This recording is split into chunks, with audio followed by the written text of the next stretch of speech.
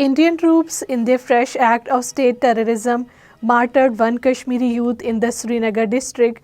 The youth was martyred by the troops in a fake encounter during a cordon and search operation in the Dachigam Harwan area of the district this morning.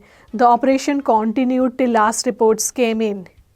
Brutal and inhumane torture techniques employed by the Indian troops, paramilitary forces, and the police personnel, like the torture in custody, firing on the peaceful protesters in occupied Kashmir, have left thousands of the Kashmiris disabled for life, including over 200 losing eyesight in one or both the eyes.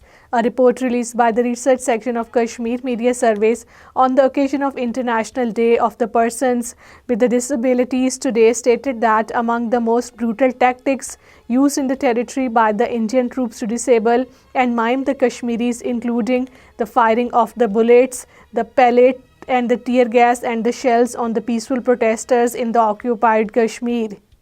A protest was held in Srinagar to mark the World Disability Day as a Black Day today. The protest was organized by the Occupied Kashmir Handicapped Association at the Press Enclave in the Srinagar, demanding immediate action to address the challenges faced by the disabled community in the occupied Kashmir.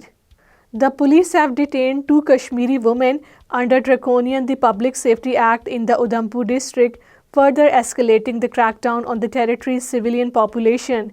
The women, identified as Maryama Begum and Arshad Begum, both residents of the Basantgarh, have been charged with aiding the pro-freedom struggle.